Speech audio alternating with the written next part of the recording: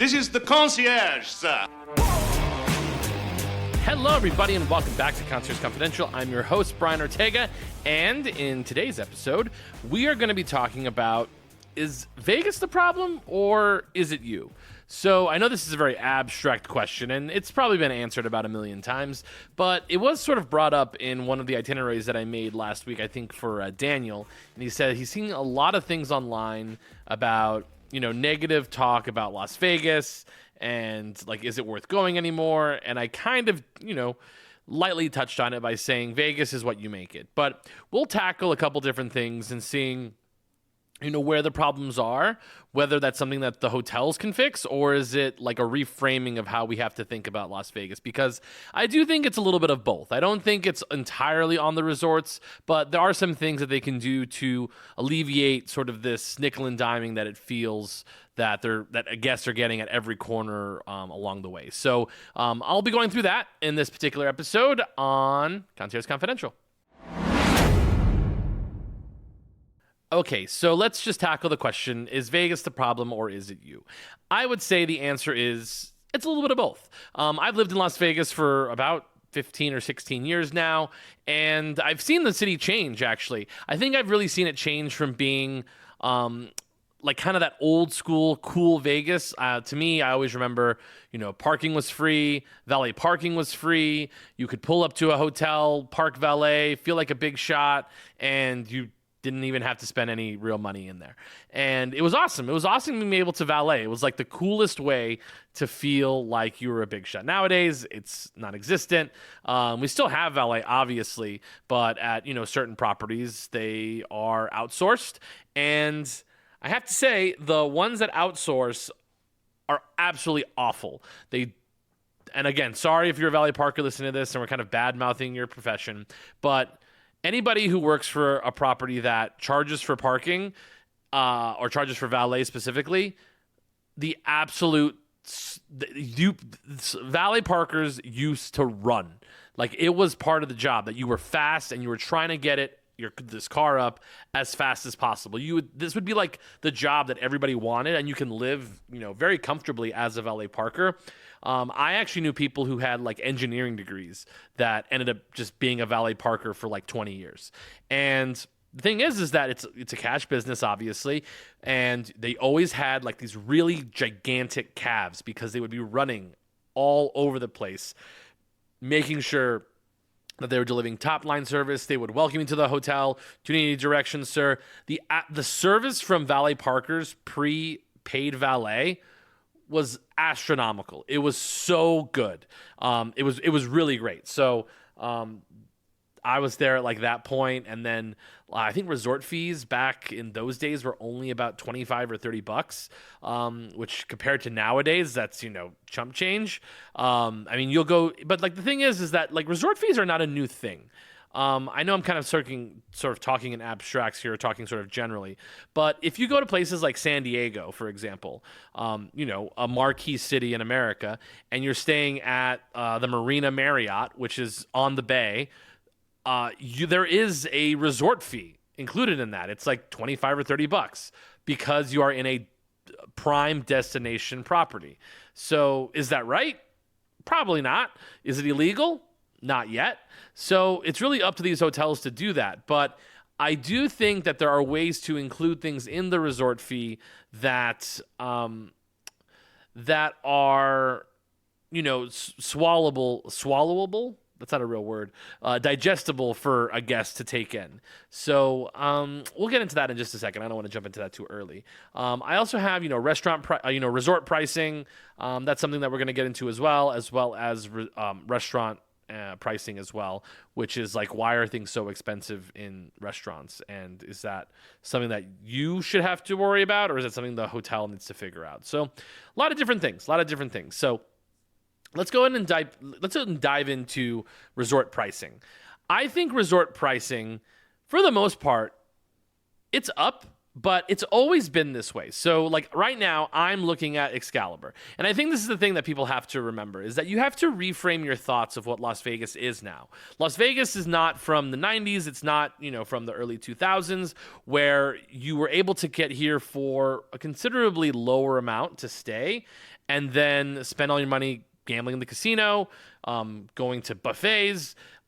It is the way that the hotel industry has to shift, especially in Las Vegas, the hotel economy in Las Vegas specifically, to how they make their money. They were able to offer lower rates back in the day because people like Gen X, they would gamble. They were gamblers. They would like to come to Vegas, and the average budget for a person at that time was about $500. So there was always a way for us, our casinos, to make money, our hotels to make money through the casino, but offering, decent, lodgings and that kind of thing.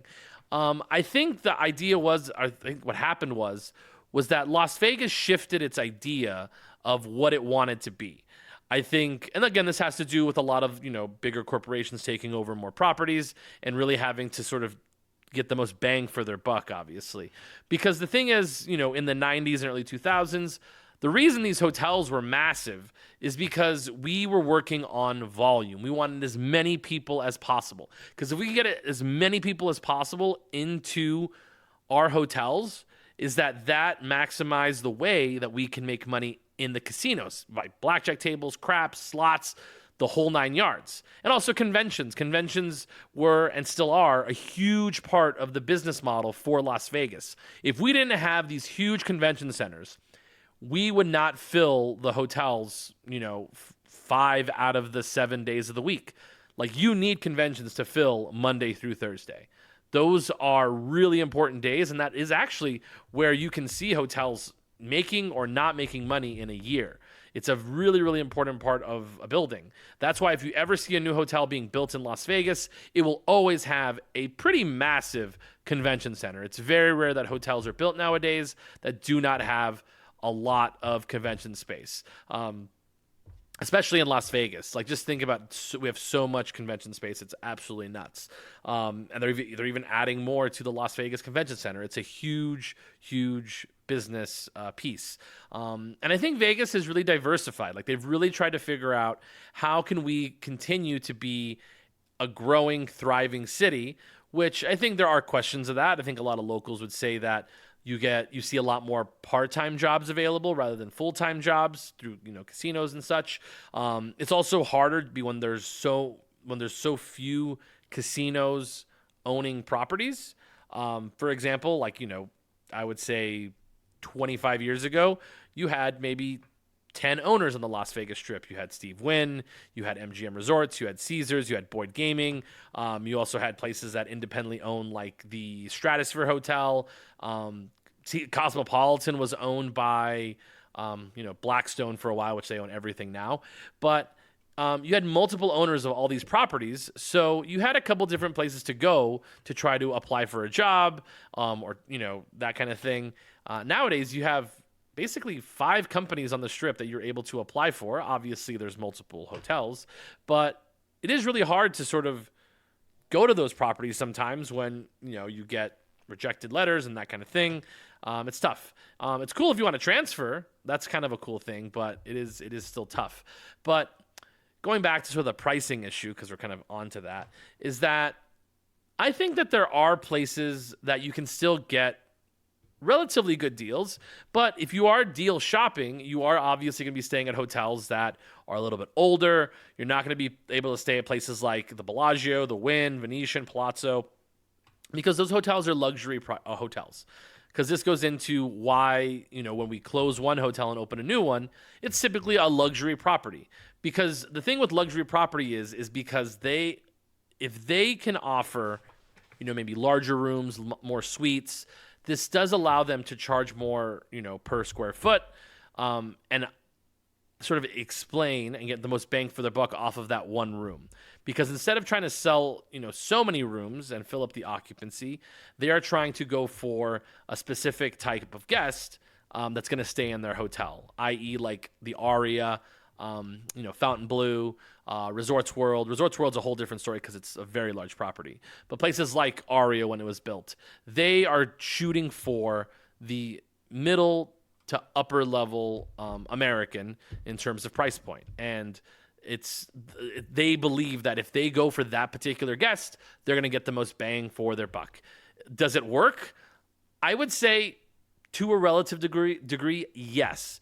But the problem is that when they are not coming to Las Vegas, whether it be outside factors, that is a problem.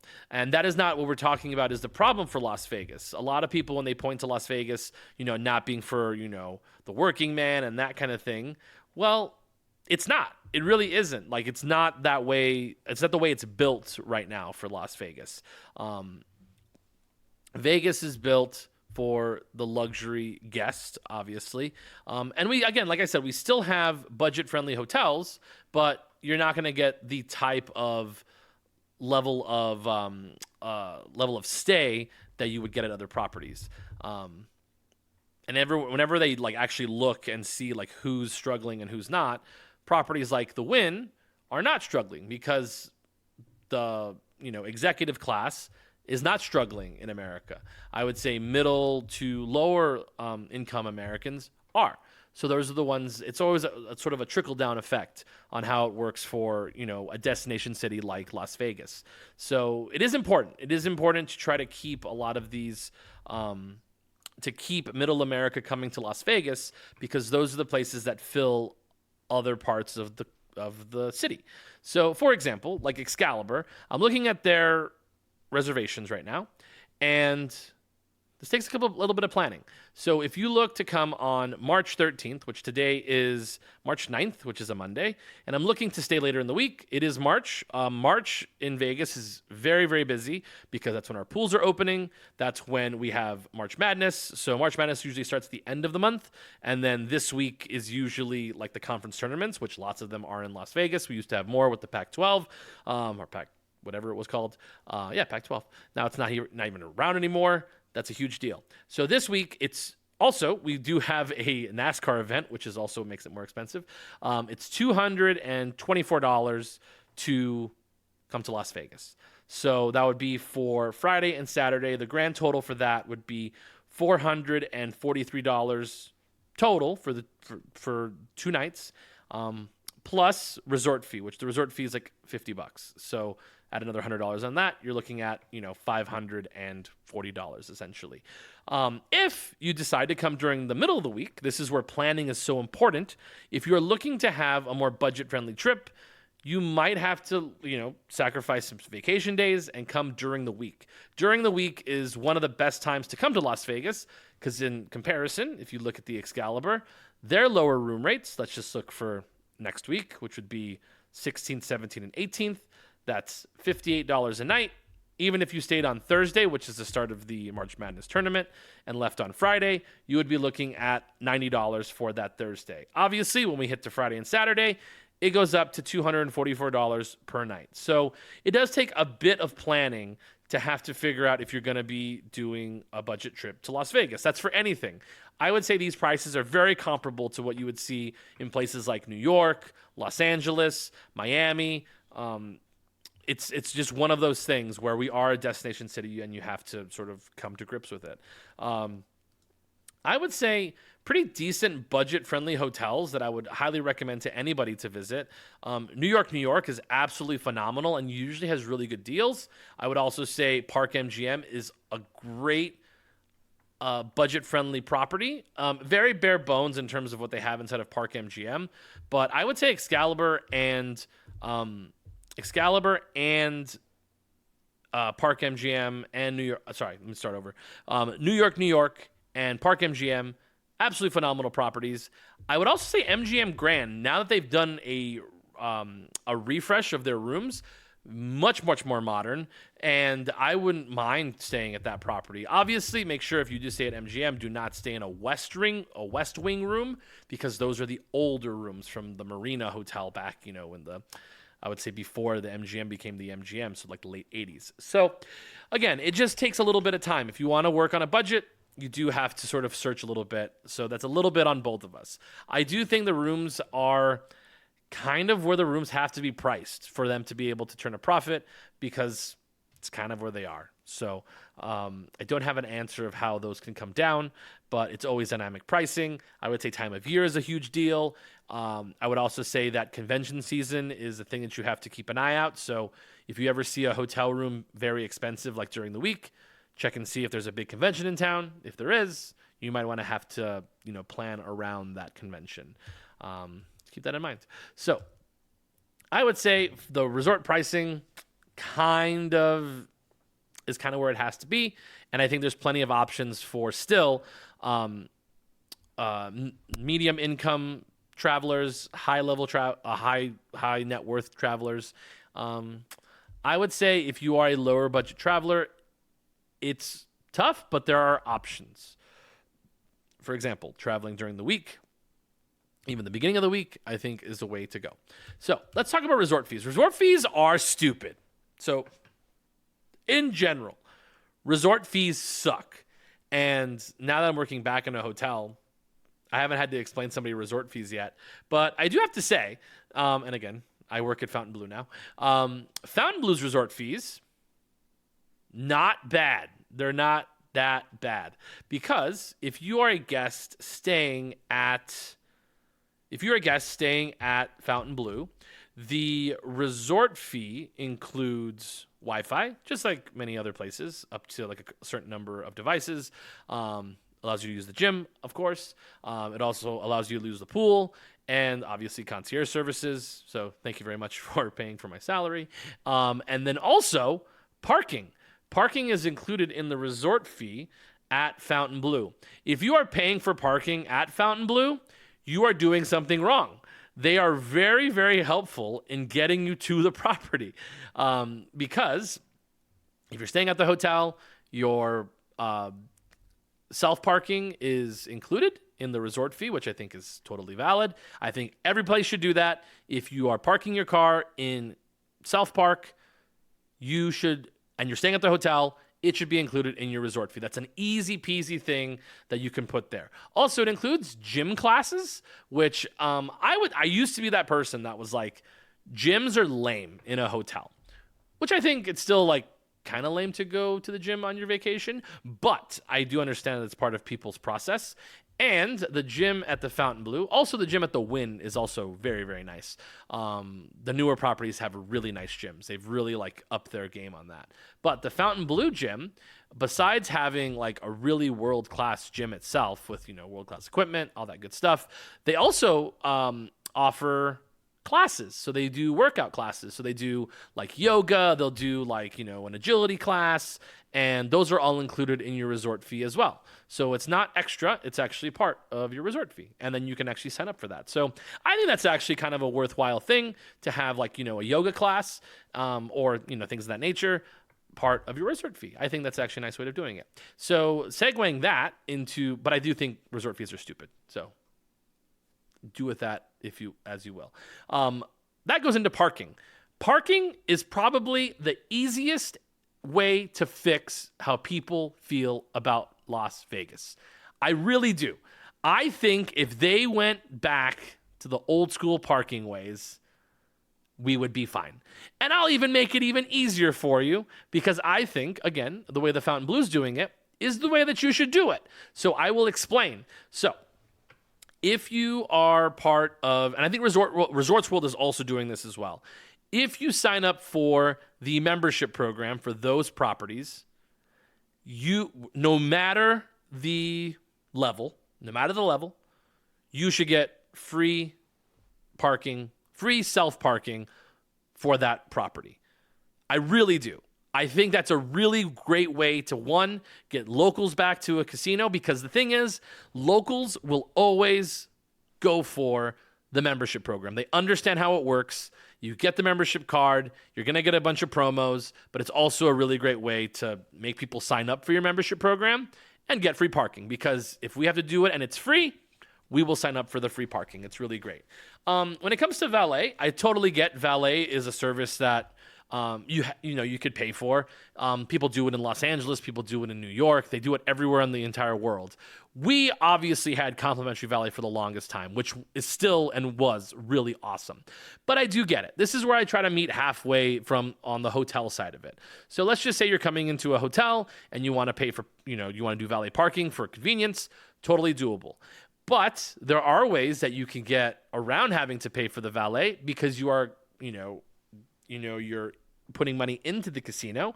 And that is the way that Fontainebleau does it, and it's also the way that some people at the Wynn can do it. So how does it work? So if you actually go and dine or shop at any of the restaurants or shops inside of the Fontainebleau, so if you go to dinner at, say, Mother Wolf, you go to dinner at Don's Prime, Poppy Steak, China Club, any place that actually has like a seating area where you have like take your order from a waiter, if you do that, you do get complimentary valet parking at the resort.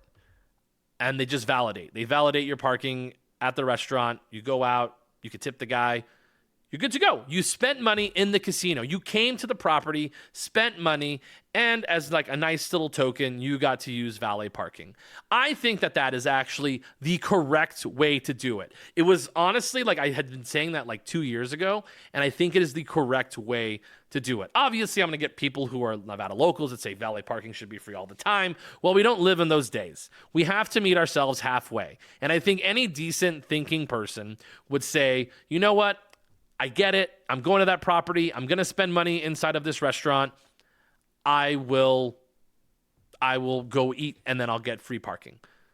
It's awesome. I think it's a really good idea. Who else does this? For those of you wondering, if you go to Delilah's, my favorite place in the world, if you go to Delilah's at the Wynn and you dine there, and then before you leave, you can validate your check or you can validate your valet ticket, and you get free valet parking at the Wynn. There was no timestamp on it, so basically, well, obviously for that day, of course, but it's not like in Los Angeles, like where you go to the Grove and you like, you go eat breakfast and like you got 30 minutes before you have to get out of here. Not like that. Basically, they stamp it and then they give it to the valet. You give it to the valet and you're good to go. You can also take your receipt with you. And last time I went, I think my mom was with me or my parents, and she had like one of the Delilah's to-go bags. And they're like, oh, you went to Delilah's? You have free valet parking. And that's where I learned it. So I think that that is a very simple way for hotels to lure people back to Las Vegas. I think the fees is the big deal.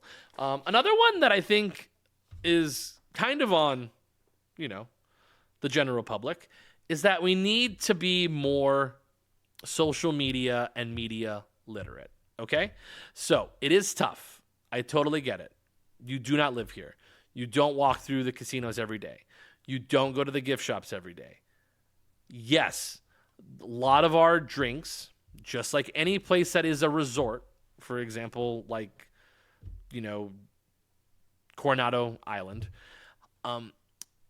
the drinks, like for soda, water, candies, they're upcharged, obviously. So instead of being, $2.50, they end up being $5. Like, that's just the way of being in a resort. Anybody who's telling you that things are $12 in a convenience store or a gift shop inside of a casino, they're lying to you. Like, they are. Like, that's the thing, is like you can get a water inside of a convenience store. It's $5. Like, yes, I know it's like should be like $2, but it's going to be $5. Like, it's not going to be more than $10 for a standard bottle of water. If you're getting a massive bottle of water, of course it's going to be more. That's the way that it works. And then people always bring up like, oh my goodness, the bottles of water in the rooms are $12. Do you know why they are $12? Which, again, I know is expensive. Do you know why they are $12? Because they're bottles of water, actual bottles of water. They are put in your room for a convenience. It is a convenient thing. That's what it is. It's like, yes, it is there. You didn't have to leave the room to get it. That's what I'm talking about. And then people always say like, well, it should be free. Well, I'm sorry. That's not the way that the world works. That's just not the way it is. And the thing is, a lot of hotels, a lot of the newer ones, are starting to have refrigerators in rooms. So, for example, at Fontainebleau, and again, you guys get lots of Fontainebleau stuff on here because I work there, but hey, I don't know. You get a refrigerator in your room if you want to. They have like a cooling tray like in the room already. But if you do want a refrigerator sent to the room, it could be a medical reason or not medical reason. Preferably not a medical reason, and we'll send one up for you. It is not massive. It's usually for like a couple bottles of water to put in there, but it is not going to be this huge, gigantic thing. But it is, a service that we can add. I think we can also send up a microwave, which is actually really cool too, for free. Very interesting. But it's a convenient thing, guys. Also, if you want to do a little bit of work, I know I'm kind of sounding like I'm shouting at you, but this is helpful. There are many places on the Strip where you can get 2-for-1 water. There are many places you can get cases of water. You just have to work a little bit. The thing is that we have to kind of all be adults here and understand that you sometimes got to work for things that are cheaper. I think a lot of people know what that is in regular day life, but when you go on vacation, it doesn't always change.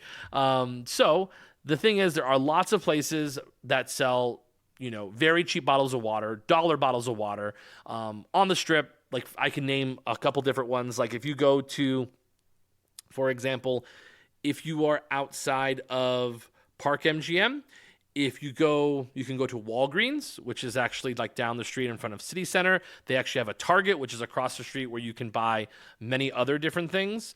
Those are places that you can get very like market price, regular priced bottles of water, soda, and any other convenient thing you might want. But again, the reason things are really expensive at the gift shop near your elevator is because it's a convenience. That's really what you are paying for, is a convenience. It was really funny because I was actually talking to the Maverick helicopter tour company. They came and they did like a pre-shift with us, which is where they come and they explain their products. And obviously I've been doing this for a while, so I kind of know how to butter up certain people, like people that I talk to, and try to sell things to. And they were explaining, a Maverick helicopter tour, for example, is like $600 if you're going to the Grand Canyon.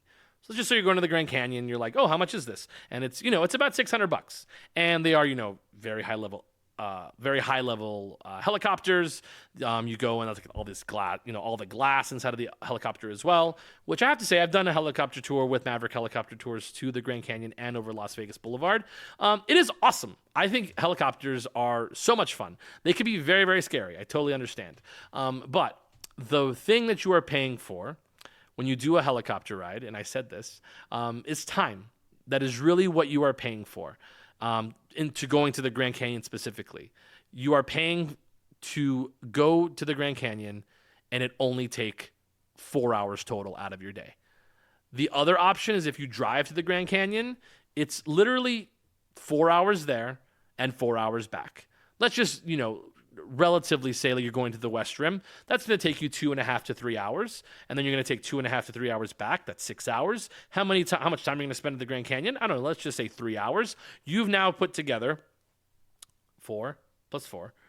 Let's go do 3. So 3 plus 3 plus 4. So now we are at boom, boom, boom. You're almost at 13 hours. It's a 13-hour day. Did I do my math right? 3.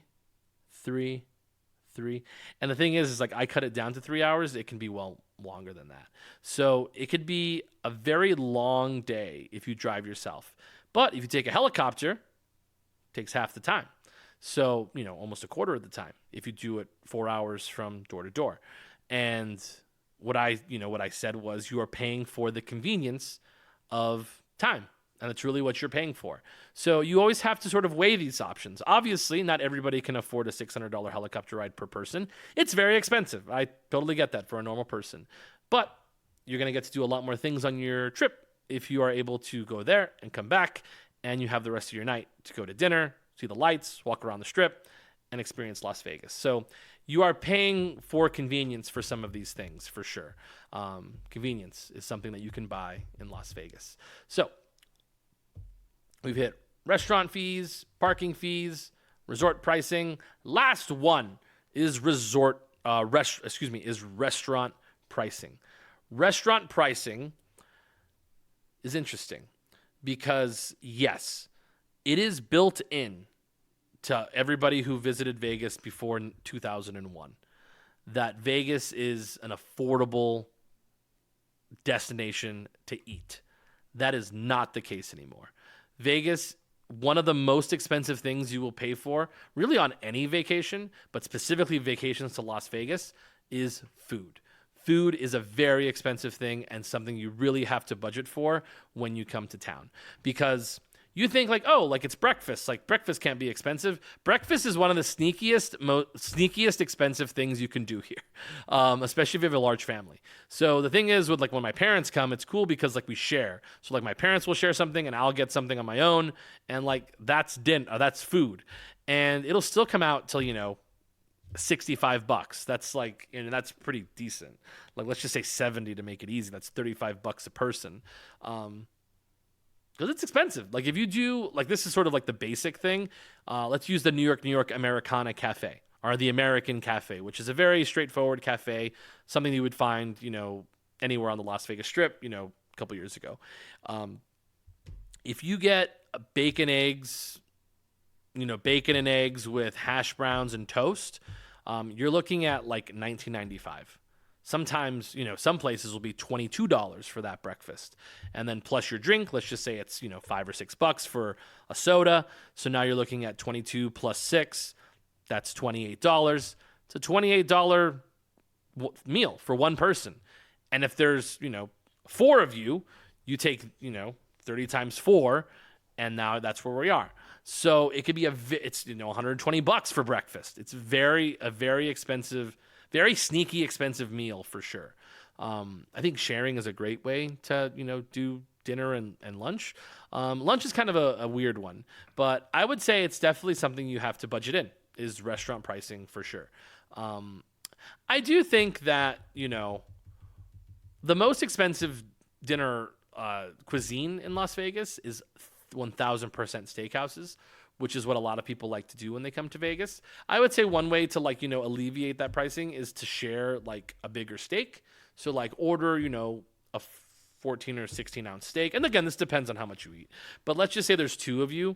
Typically, they are expecting that 2 people are going to split a steak. Or maybe that's just my brain working that way. But I usually one steak for 2 people is very doable. Like if you do like a 16 ounce ribeye and you split it amongst 2 people, that's like $120, $110. Again, I'm sort of generalizing because every steakhouse is different, but for the most part, like a 14 or 16 ounce ribeye is like $95 or $98. Some crazy steakhouses are going to be like $125. It can be anywhere off the board. But they really are meant to share. So I do tend to recommend that. A couple of places like where it's kind of weird to share is like Bavette's, like because it's so dark in there. But I think it's just very interesting. But again, I would say a lot of the steakhouses in Vegas are very similar to each other. Like I really don't eat steak on the Strip anymore because it doesn't feel unique or different than something that, everybody loves to say this, that I could cook. But if it's your, a special occasion, I think it's a really good thing to do. I think places that do like Chinese food, Italian, I love Italian cuisine, are so much better bangs for your buck. I really do. Because you can get multiple pastas at Mother Wolf and still come in there, around $100. Obviously it could be more than that, but you're sharing items. So, and I think that's what it's meant for. A lot of restaurants in Vegas have really gone to this sort of sharing style. Places like Stanton Social Italian. You can even look at places like, say, Golden Steer. Although Golden Steer is kind of pricey because, it's Golden Steer. But a lot of places have gone to this sort of sharing style. So I would say one way to alleviate this is to share. Understand that even high-end restaurants like Carbone Riviera, Carbone, these things, when you order them, are meant to share. And I think most people know that, but, just to help you out, that's a really good way to alleviate pricing. I think Chinese restaurants are really delicious and great for sharing as well, and really high quality. Like I think we have on the Strip, even off the Strip, have very high quality Chinese restaurants, Japanese restaurants. I would say like going to do a Japanese restaurant. I love going into Japanese restaurants because everything feels so sharp, so technical, focused on the ingredients, and they really put a lot of time and care into the sushi that they make. And that's kind of a thing, is like I have a lot of friends who love to go do like all you can eat sushi, and like that's cool. Like it's really fun. You're going to go and you're going to stuff your face with sushi, but I would much rather, because I don't eat sushi all the time, go to a higher end Japanese restaurant and do it where the chefs really care about their craft of, molding the fish into the rice, and really caring about all the ingredients, and so much care is taken into every single piece, because you could see it. It's really like an artist at work is when you watch like a Japanese sushi chef put together, a wonderful omasake menu, or even, items. It's just really fabulous. So I think there are certain things to splurge on, like steak is a splurge on item, sushi is a splurge on item, but I would say this is like a thing that it's high. Like breakfast is expensive. Like I totally get it. And I don't know how to alleviate it. I think a lot of what goes into restaurant pricing is the name of the restaurant, obviously, the type of cuisine that you're going to go do. And, a lot of restaurant pricing has to do with how expensive things are in, the general marketplace, because, they're one of the only things that they have to, farm out or bring in. And it changes because it changes on the economic climate that we're in, and fuel and all the other good stuff. Everything else inside the resort's control. The pricing of the food, it's tough because the margins will change. And if you notice, a lot of times the restaurant prices will go up and down sometimes. Just kind of depends. Very rarely do they go down, though, unless they're doing very bad, because I've seen that happen. So I think we answered lots of good questions. Hopefully that was, kind of insightful. That was a more big brain episode for you guys. But Mondays, I have to say, are the tougher days to make episodes. Because like during the week, you guys will like, pop in and like give me like some ideas. But I would say Mondays are definitely the tougher days to come up with an idea. Unless I had like a crazy weekend or tried something new. I do have tickets to go see the Universal Studios Unleashed, which is like a haunted house, multiple haunted houses. So maybe I'll have a review for you guys like for that coming up soon. So who knows? Anyways, thank you so much, everybody, for listening, everybody. Really appreciate it. Make sure you follow us on all of our socials, Concierge Confidential _LV, and then Brian _Ortega26 on Instagram. All of you who followed my family's Instagram page, which is AO Painting Inc., really, really appreciate that. We're almost at 100 followers. That would be a huge deal for that particular page, because it's industrial painting, which is always really nice, always really fun to sort of look at, I guess. But again, thanks everybody for listening. Really appreciate it. Make sure you check us out. If you see me out in town, come up and say hello. But remember, keep it confidential.